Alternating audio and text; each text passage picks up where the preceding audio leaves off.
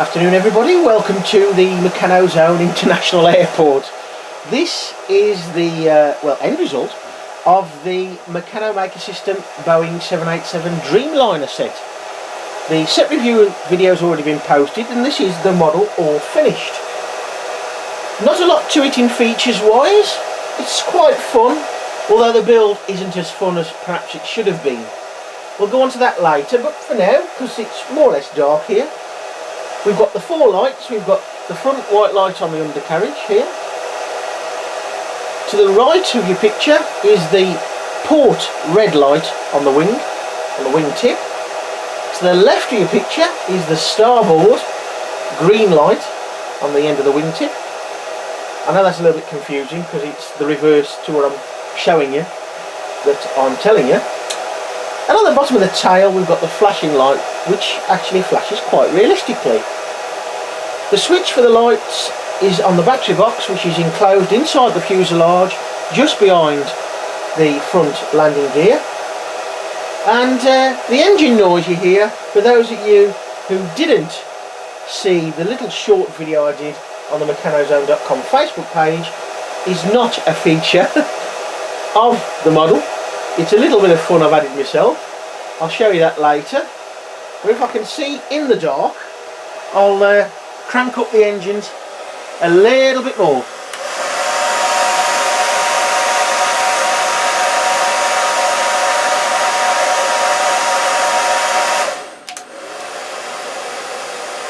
And we'll switch them off, because on this camera it's probably quite loud. Anyway, there we are. Those are the lights. Obviously best to see that in the dark. We'll now have a look at it so you can actually see more of the model more clearly. So here we are then folks, with the 787 on my home-brewed Meccano stand for it. I'll show you the stand later on. Quite simple though, and only took about half an hour to sort out. The plane then itself it's not bad. I mean, there will be those who won't like the fact that you've got all these really specialist one use, at least on the face of it, parts that create the fuselage, the nose, the tail, the engines and the wing infills. But it is rather nice, fairly sturdy once it's all together. Yes, the wings are a little floppy and the wings are not as curved as the real thing, but that's a bit of a trade-off, of course, using straight Meccano parts, and albeit narrow parts, they are half-inch hole space parts in the main, and of course straight. I dare say, given time and the inclination, some of the parts will be used for other things. I mean, of course, the most simple thing would be different planes. I'm thinking a Douglas Dakota in a fashion. Of course, the wings would be different. The model itself then, it's 18.5-inch wingspan. That's the tip of each light, around about 47 centimetres, and from nose to tail, that's from right at the tip of the nose to the rearmost part of the tail, which is the tail wings, the tail plane itself here, just there. You're looking at about 15 3/4 inches and about 40 centimetres, that is. Build time, well, again, my note taking, and a slight complication, which I'll come on to in the moment, which is probably the most frustrating thing, and will save you a little bit of hassle.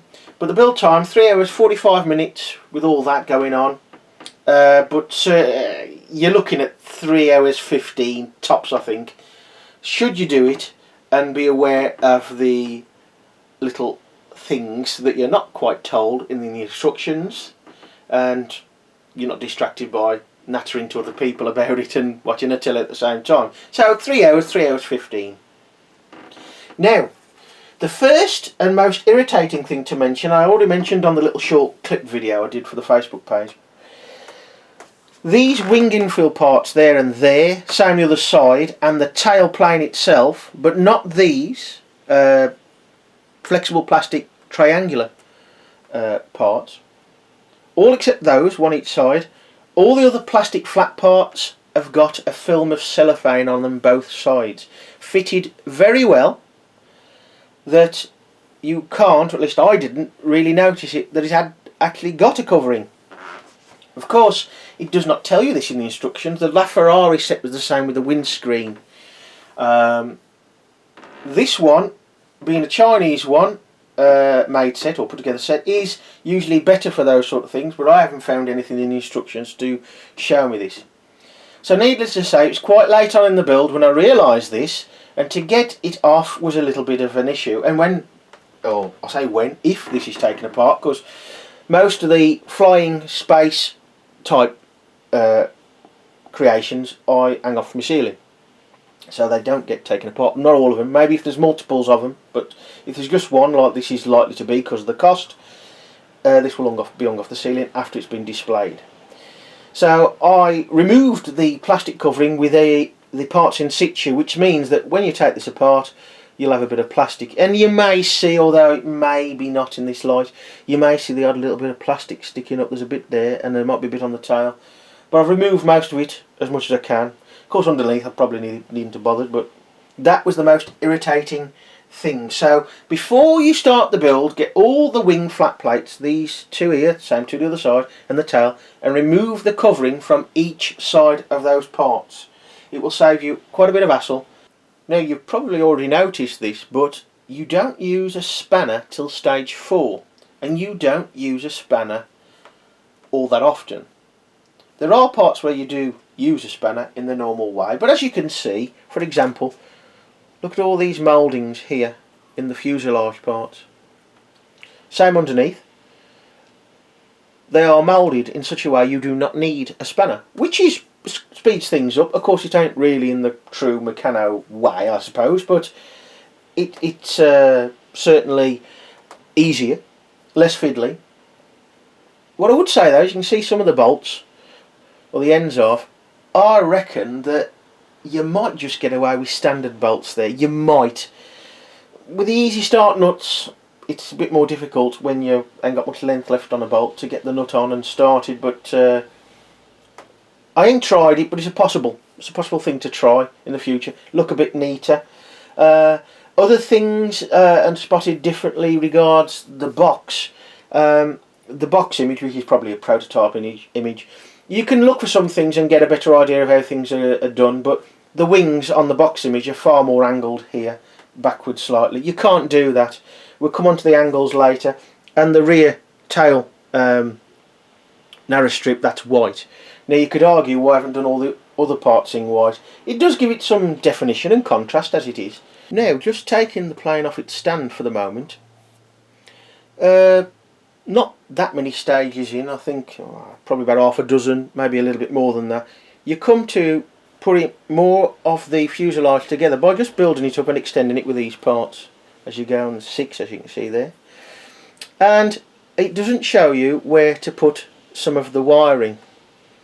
It doesn't show where it's routed till later on in the build. One of the other issues with the wiring is with the front light wire here.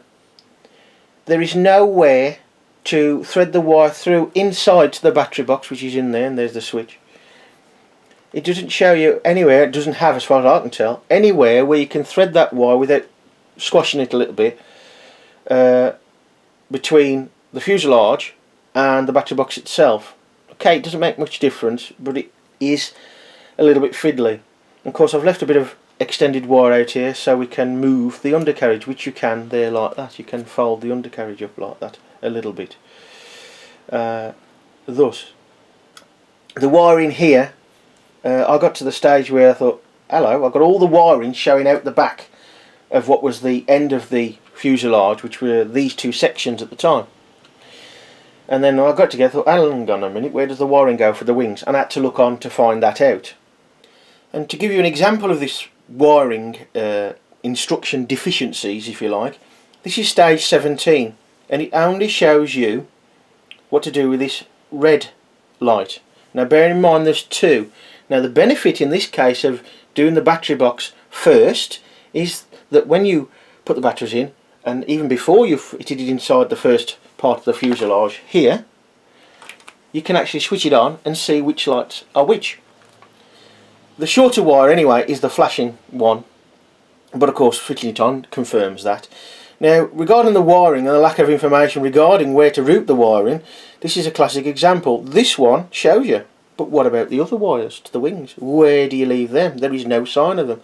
And I had to look on to stage 51. Now, it's not unusual to have to look on a few pages, a few sections, but that many? There you are, it shows you then. So out to the middle really, by the undercarriage. Now this was, apart from the plastic covering on some of the flat plates, this was the most annoying little thing. These little light holders, LED holders, are quite chunky. This is the flashing tail one, and because of its shape and the thickness of it and the curve of this rear tail section here just underneath, if you fit it as shown, the two parts, the holder if you like and the tailpiece, touch. It's quite thick. They are chunky parts, but in effect what that does, you can't see it here because the wire's over the top, although you might be able to see. Ooh. Let's bring it round a bit. You might be able to see just there, just at the back of it. Now, I've done a modification on this. Using set parts, there was enough to do it. If you fit it as instructed, first of all, you cannot fit the light level so that the LED is pointing forward. You just can't get the bolt in. So you have to use one of the flat sides, just like that one there, but underneath, and angle it at about 45 degrees up this way. You can then get the bolt in, but it kinks the tail plane. It kinks it over. So it's in effect, it pushes over that way, and then the top is more or less in line, so it gives it a kink. Not happy with that at all, and I thought about it and I thought, well, what can we do? Of course, as usual folks, regular viewers will know, the set model, in this case just the one, isn't a failure to me if I can get round it with set parts. Now this wouldn't have been a total failure anyway, it just wouldn't have been very neat. So all I've done is use the same bolt, which is a 9mm I think, and put another nut below, sandwiching the LED holder. Then put the bolt through the tail as per the instructions, and then bolted it with a nut as usual. This has the effect of bringing the holder further away from the top of this tailpiece, and just really just giving enough leeway to stop the kink, or almost all of the kink. So it looks pretty good. Let's have a look down the centre line of the aircraft. I'm a bit close here, but you can see that you can probably find a little slight kink there, but not a lot. Ideally a 12mm bolt, and add at least one more nut I suppose, but then the light tends to come a bit further away from the plane itself, so you know, not bad but quite frustrating. All the wheels for the undercarriage are made from putting grommets on axles, all 1-inch 25mm axles, same for the front and the main undercarriage under the wings. Now the axles are of the shiny variety and brand new, thus the grommets are a little bit slippy on them, so it is possible to lose them. I haven't lost any yet. They do rotate, but I tend to push them on as tight as possible so they don't fall off. I would say that the front undercarriage is a little bit too long. It needs to be one hole less at least. Overall though, the model is nowhere near a scale model, of course, it's a toy, but it does have certain elements of the real thing that are recreated fairly well, or look fairly well.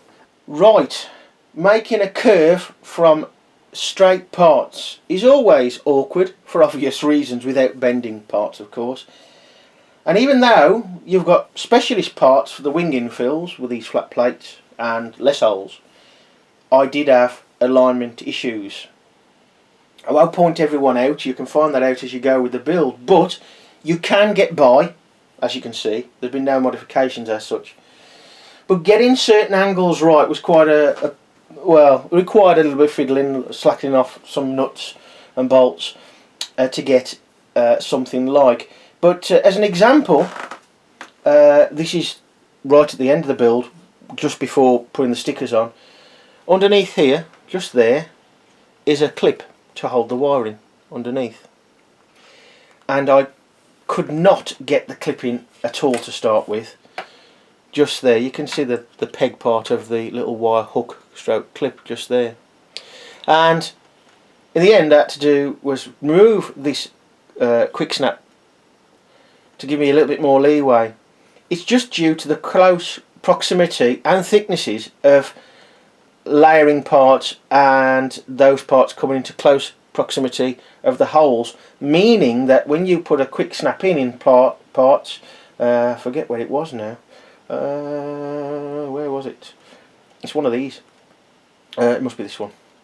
To get the angle, you ain't got a full hole, but of course the quick snap is not round like a bolt. For example, let's have a look at this one.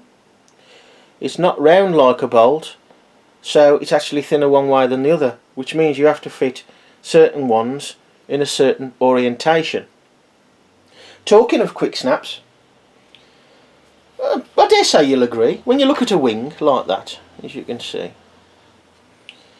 the bolts don't look too bad because it's the same colour, zinc on zinc.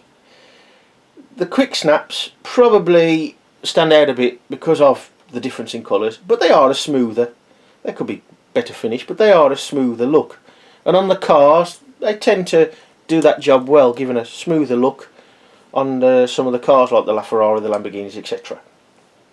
But with the cars, most of the body is enclosed enough that you don't really see the other side of the quick snap. And I'm sure you'll agree that when you can see it on like the leading edge of a front wing, it doesn't look particularly neat. I would have preferred to have used bolts in this case, where you've got zinc parts, the bolts going through. They would not look anywhere near as obtrusive. But not too bad, and of course there are some spares. There was a handful of spare parts left. A couple of smalls, a couple of quick snaps, the odd bolt. And of course that all helps to the stock of parts. Whilst we're on about wings, the fixing of the wings could be improved. And I may do this myself. I do like to bend parts when you don't have to. There's a couple of occasions when that happens due to the way the model's been designed. Now here you see we have the wing. I'll just take one wing, and these two bolts here, one there, hold the wing onto the fuselage, onto these 1/4 inch hole space strips, narrow strips. But because you've got a bolt here that comes through holding this strip as well at one end, there's a nut underneath, which means, although it's very hard to see, I think, but we might be able to get there. Oh, really, one of the hardest things I've done to show you. This strip is deformed. Where are we? Where's the strip? Trying to work on the camera. These strips, both sides, of course you've got two, one for each wing. These strips are deformed, curved slightly, as they go up and over that nut there. What would have been better would have been, quite simply, to remove the nut underneath and secure the undercarriage in a different way, maybe straight through the wing with another hole, which there isn't. Of course that still means we have some distortion, so I think the best way to do it would be to add another nut and a longer bolt here.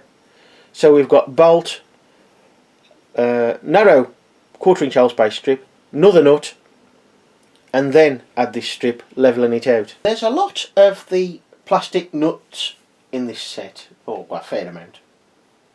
Not as many as the normal proper easy start nuts, but the plastic nut stroke clip that you have to turn your own thread inside the nut when you're using it as a nut by basically just screwing a bolt through it. Here you can see where we've used it in 3 different places. It's used here and there. I don't really know why they've used these here. I can't see it really, because one, that bolt is too long and it isn't very neat, and we could get away with a standard bolt there. But having these white, when it's on zinc, they show up more.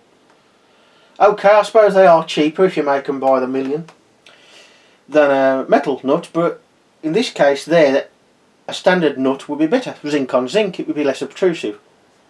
So there are places where I wonder why they've actually done that. Sorry for again my squeaky floorboards, folks. In fact, just to cut off the stand again, you can see there, they've used it on the tail, and I don't really know why, because you can't really tighten these up. They are not really, some more there, they are really not for that sort of thing. They do work. Talking of the tail, you can see there we've got the fixing there for the tail, which is just one narrow angle bracket with one bolt through there. It has come loose several times in transit, but you can get at it just about through the hole there with the spanner end on, so that ain't too bad. Now the engines again are only held on to the wing by one bolt, which is that one, so they can come loose, but you can get at them, but you'd have to remove the sticker. It's not too hard to take the engines apart. They're just in two halves, two top and bottom halves. Top and bottom, you can see there the split down the side. But in the instructions for the one engine, it showed you with the engine located on the wing with the narrow fish plate secured through this hole. But the other wing is like you see here, or the other wing stroke engine is like you see here. So I went on the box image, and that is the way it shows on the box image. Now you're probably thinking that those engines are rather close to the ground compared to the undercarriage and the overall clearance, but actually that's very similar to the real thing, at least when the plane is stationary. It is really low slung, and the engines are quite big for the size of plane. So although these may look a bit too big and a bit too low, that's actually quite prototypical. Same with the front undercarriage being angled quite far forward towards the nose. That is the same.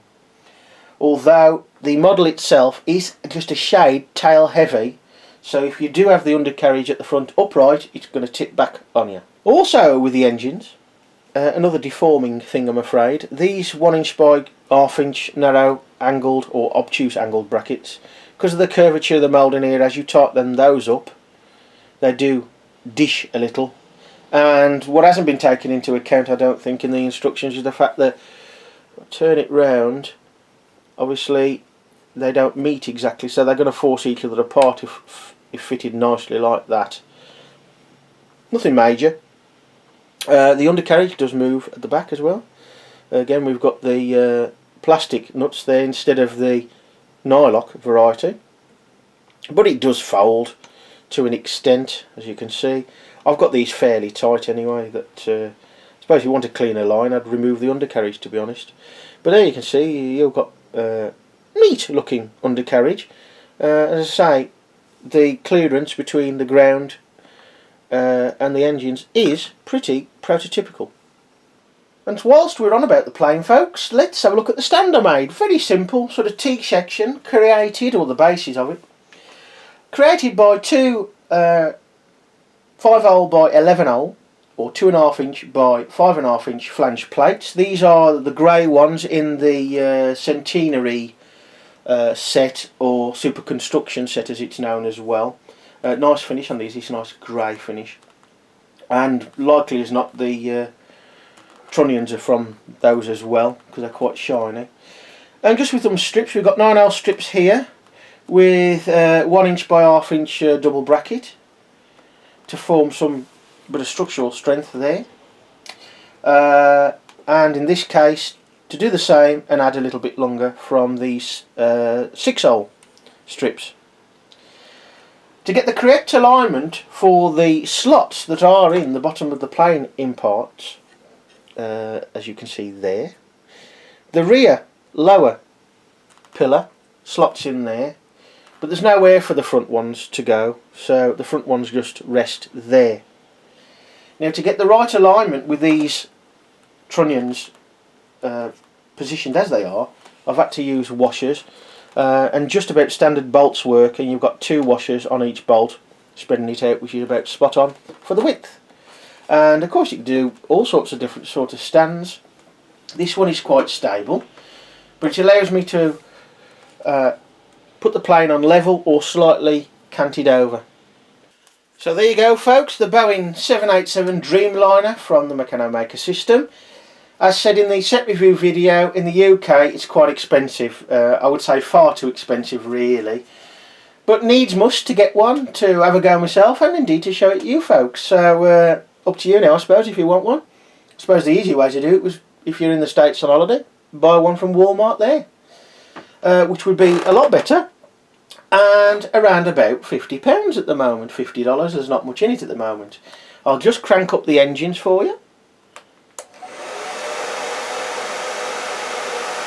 And then we'll wind them up a little bit more. And then we'll show you the lights in the dark. As you can see, quite nice. I do like the flashing one, it's quite realistic. And there you go folks. Not bad. The build could have been a little bit more flowing and fun.